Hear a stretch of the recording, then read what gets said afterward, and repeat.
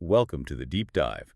Today we are strapping ourselves into the fastest, highest stakes technological conflict defining the future of mobility and artificial intelligence. We're talking about the autonomous intelligence arms race. Exactly. This isn't just about who builds the better car. It's a philosophical battle over how artificial intelligence should interact with the physical world.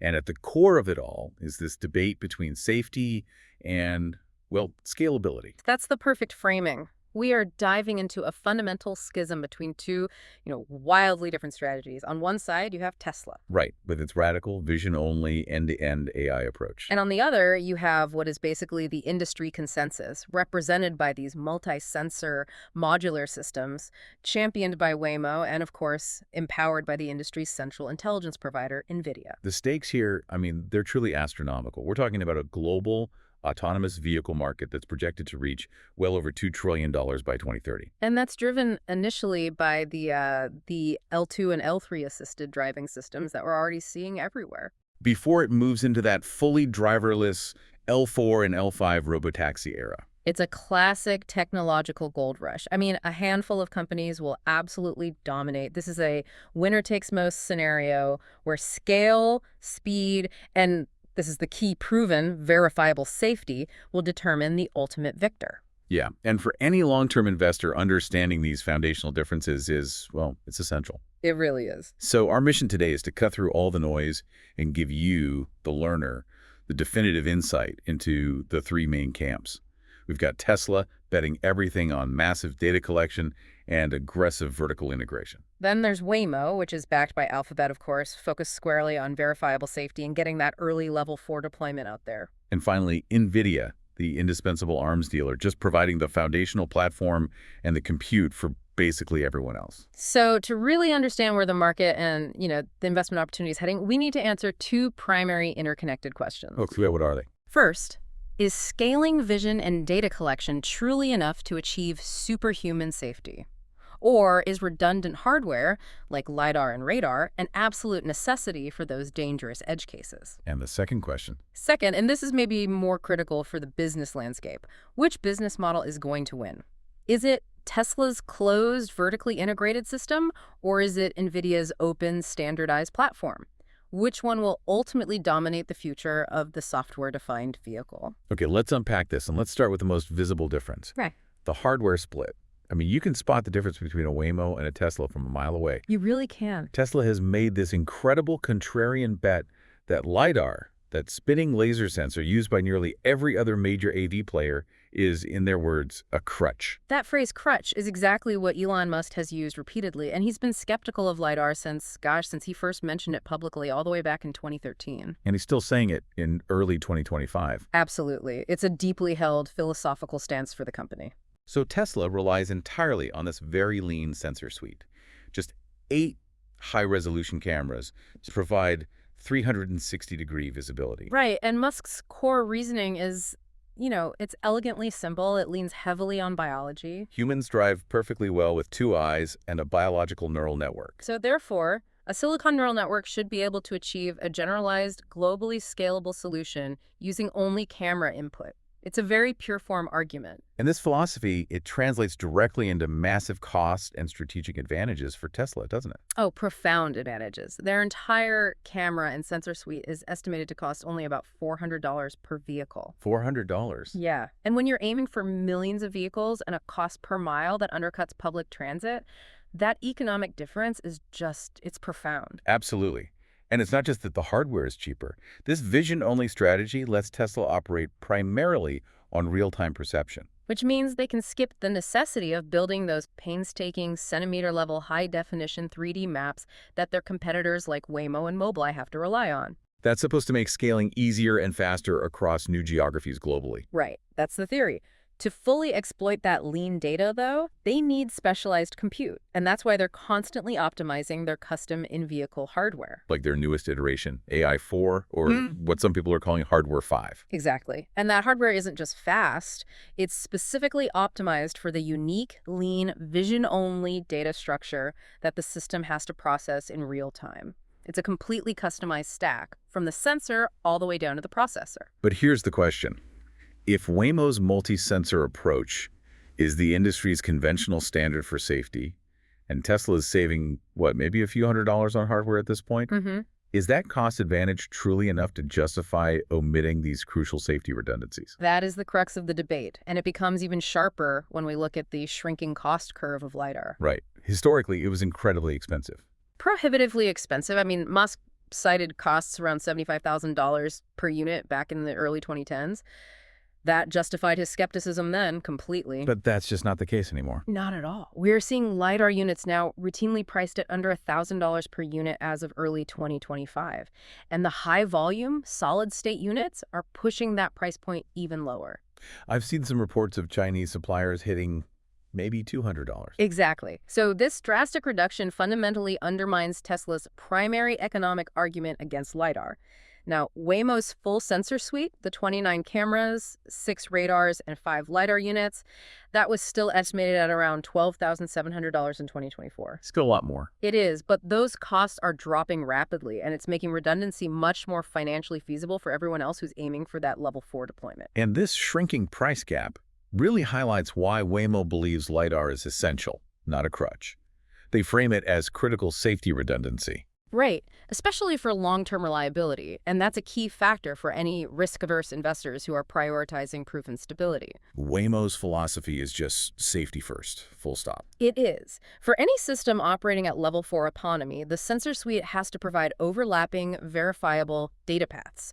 They're designed to prevent catastrophic single-point failures. And the crucial technical difference here is that LiDAR and radar are active sensors, while cameras are passive. Yes, and let's clarify that for our listener because it's a really important distinction. Why does active illumination, like LiDAR uses, beat passive light capture from a camera? Well, cameras rely entirely on ambient light, sunlight, streetlights, headlights, to perceive the environment, just like our eyes do.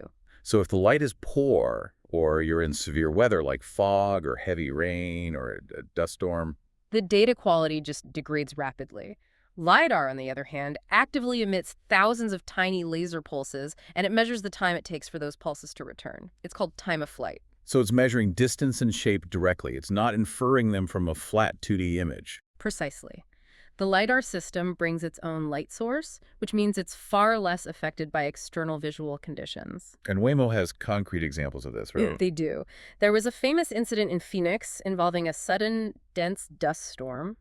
The camera feeds were almost completely obscured, just whiteout conditions. But the LiDAR, The LiDAR array was still able to clearly pick up the presence and the location of a pedestrian, allowing the vehicle to avoid a potential hazard. that's a powerful case. And another common urban challenge is detecting a pedestrian or an object that's partially hidden behind a large vehicle, like a bus.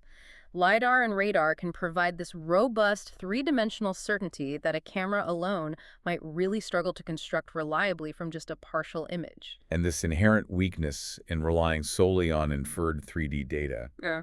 that leads directly to the core vulnerability of vision-only systems that users have reported over and over again. You're talking about the shadow phantom braking problem. Exactly. That's right, and it's a massive problem, not just for safety, but for the user experience. Vision-only neural networks, when they're confronted with complex or unusual light and shadow discrepancies, can misinterpret them as solid objects. Like a concrete barrier or a stationary car that isn't actually there. Yes, a sudden shadow cast by a bridge is a classic example. Or wet roads reflecting the taillights of the car ahead, creating a false image of a stopped vehicle. The AI perceives a threat and it slams on the brakes. Which is not only jarring for the passenger, but incredibly dangerous on a busy highway. Exactly. And this is where LiDAR and radar act as the necessary tiebreaker. How so? If the camera sees an object, but radar, which is superb at measuring velocity and distance, even through bad weather and LiDAR, do not confirm that object's existence and its spatial integrity, the system has very high confidence that the camera experienced a false positive. It prevents those unnecessary and dangerous phantom braking incidents. That's the argument. Waymo argues emphatically that true safety in these rare but dangerous edge cases, what we call the long tail challenge, requires the verifiable reliability of multiple sensor modalities, not just scalable computation. So for the safety-focused investor, this commitment to verifiable multimodal redundancy, it represents significantly reduced risk. and a much clearer path to regulatory approval. Okay, so moving beyond the hardware, the core AI approach diverges just as dramatically. This is where the underlying philosophy of intelligence truly clashes. It really does. Waymo operates a more conventional, verifiable structure, but Tesla, especially with FSD version 12, made a truly radical move. Radical is the right word. Many in the traditional AI world found it shocking. Tesla's move to an end-to-end, or E2E, monolithic model is the company's biggest bet on disruption. FSD v12 didn't just contain new code, it fundamentally changed how the car thinks. They replaced, what, over 300,000 lines of explicit C++ code? Over 300,000 lines of explicit C++ control code. These were the manual programming rules for specific driving actions, and they replaced it with a single massive neural network. So instead of a programmer coding a rule like, if the traffic light is red, then apply 50% brake pressure, Right. the car is now just looking at the raw video feed Yeah, and deciding. that's the photon to control model. Raw camera input translates directly into physical driving commands, steering angle, braking pressure, acceleration. The goal is to achieve this fluid, human-like driving behavior by learning purely from video data through imitation learning. So the car learns to feel the road, not just follow a set of instructions. That's a great way to put it. This sounds almost philosophical in its ambition. Is this based on a recognized principle in the AI world? Absolutely. This whole strategy is based on a famous principle in AI known as the bitter lesson. The bitter lesson. The lesson, which was identified decades ago, basically posits that in the long run, general-purpose methods that can exploit massive amounts of compute and data will inevitably outperform these meticulously hand-engineered, domain-specific systems. So Tesla is betting that if you just feed its single neural network enough real-world driving video, Hundreds of thousands of hours of high-quality data. it will learn the generalized solution to driving better than any human programmer could ever manually code the infinite number of specific rules needed for traffic. That's the bet. It's a huge bet on the power of scale. But if this bitter lesson is generally accepted in AI, why is Waymo, who's arguably the technical leader in Level 4 deployment, why are they sticking to a modular approach? Waymo's choice is primarily one of safety, verification, and, regulatory necessity. They use a modular architecture where distinct, verifiable systems handle the major tasks. So perception, prediction, planning, and control. All separate boxes. Exactly. You've got perception, which is identifying and tracking objects. Prediction, what will those objects do next? Planning, where should I safely navigate? And finally, control, executing the physical maneuver. And why is that modular structure so critical for their business model? It all comes down to traceability. It allows for independent validation of each component. So if an accident happens, Or even a near miss is identified, safety auditors and regulators can easily trace the failure back to a specific module. Was it a failure in perception or a failure in the planning module's prediction? oh, I see. Regulators much prefer this structured, compartmentalized approach because you can systematically audit it for functional safety. A system like Tesla's E2E is essentially a black box. It either works or it doesn't, and figuring out why it failed is exponentially harder. So Waymo is trading off the theoretical peak performance of a monolithic model for the practical, certifiable safety of a modular one. Exactly. But that doesn't mean Waymo's software is outdated. Far from it. They're using extremely sophisticated next-generation models within those modules. Right. They're using models like Motion LM now. Yeah, which treats driving like a language. It allows the car to reason about the intent of other road users in the context of the traffic situation. It's moving beyond just calculating vectors and coordinates. We're also hearing about a potential middle ground emerging between these two extremes. That middle ground is becoming the industry consensus for any player that isn't Tesla. It's encapsulated in what players like Mobileye are calling the compound AI system, or CAI's approach. Yeah, and that still divides the task into those verifiable modules: perception, planning, control. It does. But, and this is the key, within those individual modules, they employ end-to-end AI. So you get the structure that regulators want, but you still have the powerful learning ability of the E2E model tucked inside each part. Precisely. You get the advanced learning capabilities, allowing the module to perform better than a purely hand-coded one, but the overall system retains a structure that is more interpretable and easier to certify for mass production. It's a pragmatic balance. It seems like even if Tesla is making this pure E2E bet, the entire industry is realizing that pure imitation learning, where the AI learns only by watching videos of humans driving, has some inherent limits. The limits are very real. They're encapsulated in the term run-off-the-rails behavior. What does that mean? Well, if an AI model is only trained by watching perfect human driving, the moment it makes a small mistake and enters a situation it hasn't seen before, a true edge case, the errors can compound very quickly. It's like a student pilot who has only ever read books. Exactly. The second they hit real turbulence, their book learning falls apart because they lack that real-world, hands-on experience of recovery. So how do they compensate for that if they aren't relying on purely human-coded rules? They compensate by scaling everything up, basically mirroring the development strategies of the massive large language model labs. Waymo relies heavily on scaling laws and massive simulation. That's their Waymax platform. Right. It generates over 1 billion simulated miles, allowing them to repeatedly stress test their models on edge cases that would take decades to encounter in the real world. And crucially, they use reinforcement learning from human feedback, or RLHF. RLHF. That's a term we usually hear in the context of tuning chatbots like ChatGPT. How does that work for a self-driving car? It's the same core concept, using human judgment to correct and refine the AI's output. Historically, Waymo safety drivers provided careful notes on why they had to take over control. And now? Now, they use sophisticated simulations where human operators provide feedback and corrections to the AI's driving decisions in those simulations. This helps Waymo fine-tune their model so that when they encounter a novel situation, they don't just mimic past driving. They can reason about the safest, most human-like maneuver. It proves that for all autonomous players, pure imitation learning has limits. The ultimate test of these competing philosophies, though, is in the data, the deployment, and the verifiable safety track record. This is where we see the two giants playing fundamentally different games of scale. And it has huge implications for investor confidence. Tesla, they have the undeniable raw volume advantage. Over 4 million vehicles globally on the road, constantly collecting data. And hundreds of thousands of FSD beta users in North America, more than 400,000, and they collect tens of billions of miles of camera data every single year. No competitor even comes close to that raw input volume. It's an unbeatable data fire hose. But Waymo argues that its data is denser.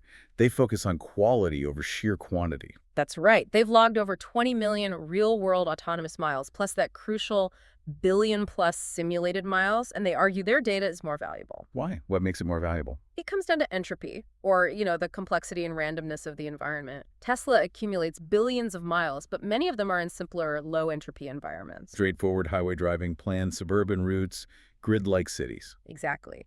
Waymo, however, operates almost exclusively in high-density, complex metropolitan environments: San Francisco, downtown Phoenix, and the high-traffic areas of Los Angeles. So what specifically makes a city like San Francisco a high-entropy environment? Everything. You have unpredictable, complex interactions. Sudden changes in elevation from the hills, double-park delivery vehicles forcing unpredictable lane changes, unique and ancient intersection designs, Massive variations in weather and lighting in short distances. and high-density, erratic pedestrians and cyclists.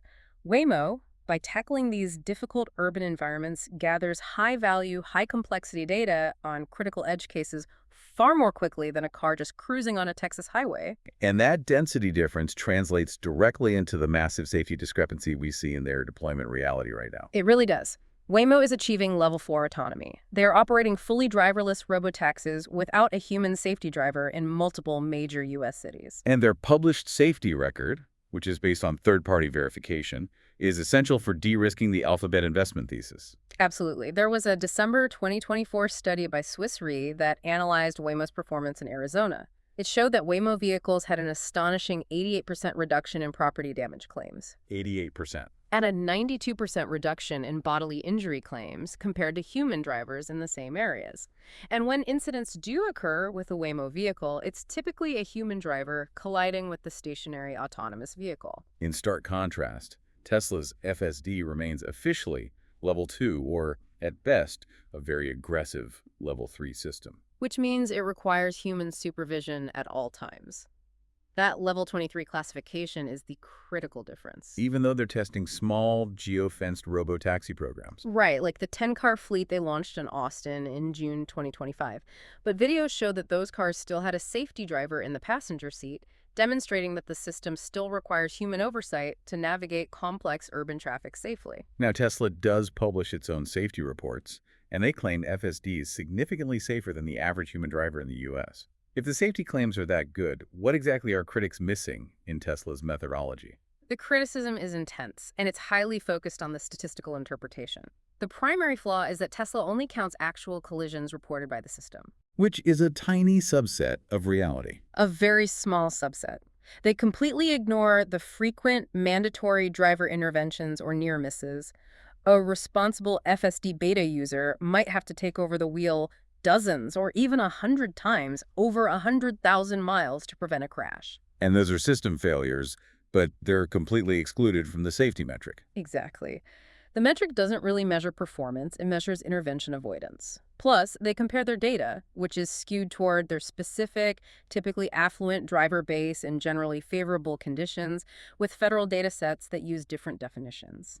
It leads to a statistically questionable comparison. This is why that independent third-party validation like Waymo has is so crucial for building investor and regulatory confidence. It is. For the stability-minded investor, Waymo's verifiable Level 4 deployment today is a much safer bet than Tesla's aspiration for Level 4 tomorrow. This complexity gets back to what they call the March of Nines challenge. Right. Getting to 99% safe is relatively easy, but achieving that final 1%, the 99.9999%, is exponentially harder. Musk himself has acknowledged this difficulty, noting that it's super hard to solve the long tail of the distribution. And that long tail challenge is where the regulatory friction becomes a major barrier. It's a huge barrier. As we discussed earlier, the black box nature of Tesla's pure E2E AI makes regulatory certification so difficult. Regulators globally are built on a framework of explicit functional safety standards, like ISO 26262. They need to see discrete, verifiable components. They need to know exactly why a vehicle decided to brake or turn. And an E2E system offers behavioral learning, but not that explicit traceability. They don't want to certify a car that they can't force to explain its failures. And then there's the liability issue. Which is the largest unresolved barrier. If a Level 4 Tesla crashes, plaintiffs' lawyers will argue that the manufacturer took on undue risk by intentionally emitting LiDAR and other sensors that the rest of the industry deems necessary for safety redundancy. The legal shift of responsibility from the driver to the manufacturer is a colossal financial risk. It is. And this friction isn't just local to the US, it's highly fragmented globally. The regulatory landscape is a patchwork. The US relies on state-level laws, but the EU has much stricter regulations, including stringent GDPR data privacy laws. Which complicates the collection of the camera road data that's essential for Tesla's AI training. Absolutely. Analysts predict that a full FSD rollout in Europe, compliant with all those rules, might be delayed until 2028. And what about China? China's taken a top-down, proactive government-led approach. They're rapidly setting unified technical standards and launching large pilot programs for L3 and L4 vehicles in over 50 cities, which generally favors rapid scaling for domestic players like Huawei and BYD. Although it is worth noting that a recent massive advanced driver assistance Even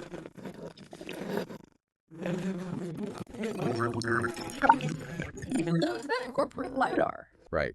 Which suggests that the quality and scale of the software and data stack still matters more than just the mere inclusion of extra sensors. Which brings us to the critical investment perspective. Exactly. When you look at the future of mobility, are you betting on the integrated product, or are you betting on the underlying infrastructure that powers the whole industry? This is fundamentally the battle between Tesla's integrated Apple model and Nvidia's platform-based Android model. Let's start with Tesla. They are the quintessential vertical integrator. They control every core technology layer. And they believe that control over the whole stack is the only way to win the long-term cost race. That vertical stack is just massive. It includes their AI training infrastructure, which is their custom Dojo supercomputer. Why did they even need to build their own supercomputer? Well, Dojo is designed to address the specific bottlenecks of training video-based AI. Conventional supercomputers are optimized for floating point calculations, but they often struggle with the massive memory transfer delays required to feed billions of frames of video data to the AI model quickly. So it's a data pipeline problem. It's a huge data pipeline problem. Dojo's architecture, specifically the D1 chip and the massive bandwidth of the exapods, is optimized to minimize memory transfer latency. It lets them process enormous low bitrate video streams needed for FSD training much more efficiently than a traditional setup. They also control their own custom silicon inference chips and, of course, their manufacturing scale. Exactly. This full control is aimed at achieving the lowest cost structure for future mobility as a service offerings. Customers currently pay $12,000 upfront for FSD or $199 a month. But the ultimate goal is a robotaxi that costs maybe just 30 cents per mile. That's the end game. Full end-to-end control is the core thesis. Eliminate latency, minimize integration bottlenecks, and achieve a completely optimized, profitable cost structure. Okay, now let's look at Nvidia, who is taking a fundamentally different and, perhaps less volatile route as the essential arms dealer. NVIDIA's CEO, Jensen Huang, he articulated their position perfectly. He said, NVIDIA doesn't build self-driving cars, we build the full stack so others can. They're positioning themselves as the underlying Microsoft or Android for the entire software-defined vehicle ecosystem. It means they profit from the success of every other major automaker. For the risk-averse investor, this is an infrastructure play with incredible stability. And they provide all the essential high-margin building blocks for that. They do through their Drive platform. This includes advanced computing hardware like the Orin and the forthcoming Thor systems, and their Drive Hyperion 10 sensor reference architecture, And that reference architecture gives OEMs a blueprint for achieving Level 4 readiness. which, critically, almost always incorporates LiDAR and radar, supporting the multimodal approach championed by the industry consensus. They're also offering open-source AI models now, right?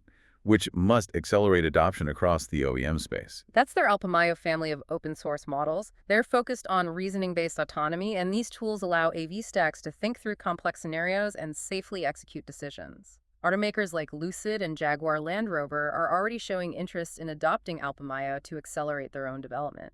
This contrast presents a fascinating investment dilemma rooted in financial structure. Nvidia profits regardless of whether it's Waymo, Toyota, or Mercedes-Benz that ultimately wins the AV sales race. Their business model is structurally so much lower risk. NVIDIA requires millions in non-recurring engineering fees from OEMs to integrate their platform, but they operate at extremely high margins. Their chip gross margins are around 70%, right? They are. And while their system is significantly more costly for an OEM compared to Tesla's in-house solution, it provides a full, open, and modular stack for the rest of the industry. This means that as the overall SDV market grows, NVIDIA captures a massive high-margin percentage of that revenue without taking on the development and regulatory risk of the final product. And this whole platform approach is being reinforced by standardization efforts across the industry. Exactly. Specifically, the rise of the software-defined vehicle ecosystem. The SDV Alliance, which includes Covesa, AutoSAR, and Sophie, is pushing for industry-wide standardization to reduce costs and complexity for all the automakers that aren't Tesla. It's basically the auto industry creating its own universal software language. And component standards. So if you're Mercedes-Benz, you care about something like Covesa's Vehicle Signal Specification, or VSS, because it provides a hardware abstract layer for interoperability. Meaning you can update software features without rewriting core code for a specific hardware supplier. Precisely. Software updates, new features, third-party apps, they can all be developed much more easily and used across multiple manufacturers, which directly benefits the open platform model that NVIDIA is championing. And the virtualization tools, like those from Sophie, must also be a huge benefit for the traditional manufacturers. Oh, they're critical. Virtualization makes development dramatically more efficient. Instead of requiring costly physical hardware rigs for every single test, Sophie enables the replication of complex hardware environments in the cloud for virtual testing. It accelerates development, reduces component costs, and supports the whole open approach. Okay, here's where it gets really interesting. The technological battle for the autonomous car isn't the finish line. It's the training ground for the next, even larger revolution. Manifested AI and robotics.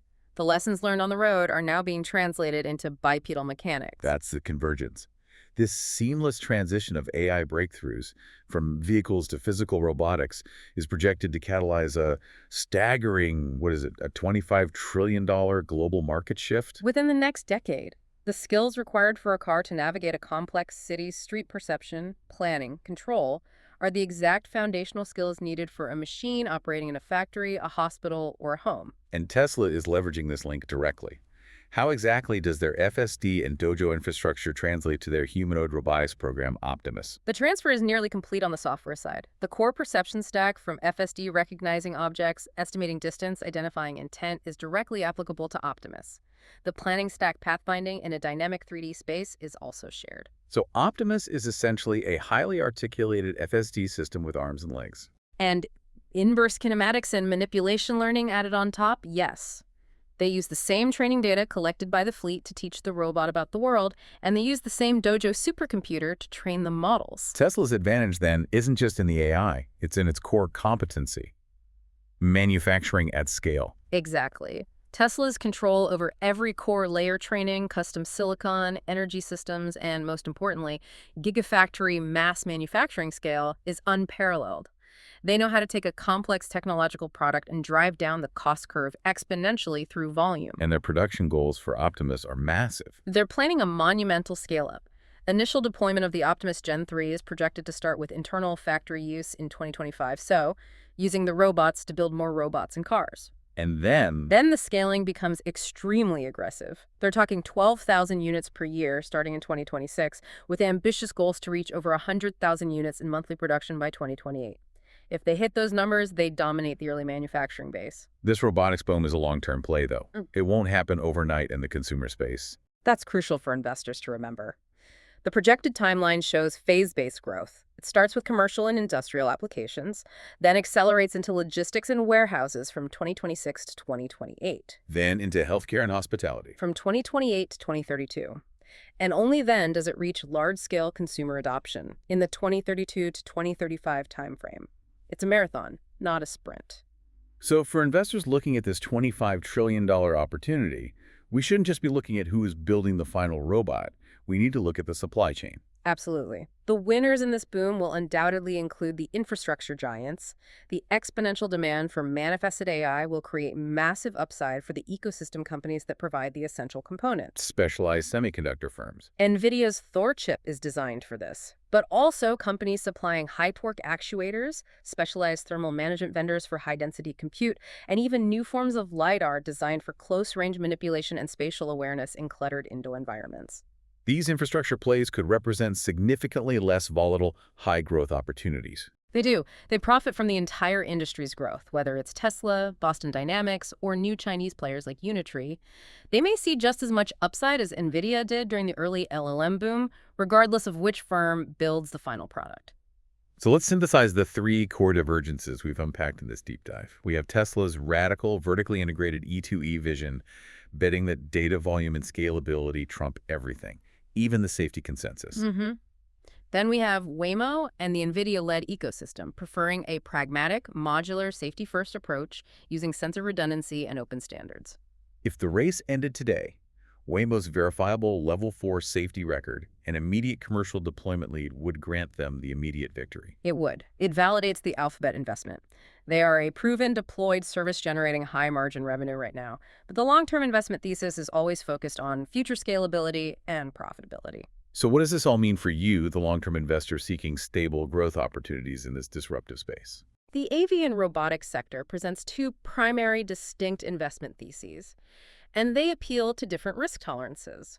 You can back the integrated Apple model of Tesla, which is a high-risk, high-reward bet on achieving true level 45 autonomy and monopolizing the software profitability from a single vertical stack. Potentially unlocking that hyper-low 30 cents per mile cost structure. Exactly. Or you back the open infrastructure Android model represented by Nvidia. This is the lower risk foundational bet. You're benefiting from broad industry adoption, high margins, and the essential standardization of the software-defined vehicle ecosystem. This stability play profits regardless of which OEM sells the most robotaxis or ultimately the most robots. The true victory, then, might not be who drives the first robotaxi, but who controls the foundational AI operating system, which is NVIDIA's position, or who achieves true mass scale in physical AI first. Which is that link between Tesla's Optimus and Dojo. And here is the provocative thought to leave you with, especially as you consider these long-term structural shifts. Right now, we measure autonomous safety against the average human driver. Waymo has proven it is substantially safer. Okay. However, once AVs are statistically mandated, say, Because they are proven to be 10 times safer than human drivers, making human driving economically or legally irresponsible, the market focus will shift entirely. It won't be about safety validation anymore. It will be about cost and scalability. If LiDAR costs approach zero and cameras achieve near-perfect performance through massive scaling, how will the multi-trillion-dollar market decide between a modular system that is only marginally safer and a vastly cheaper, exponentially more scalable E2E system? The next frontier is cost optimization at mass scale, and that's a very different and potentially even more decisive competition.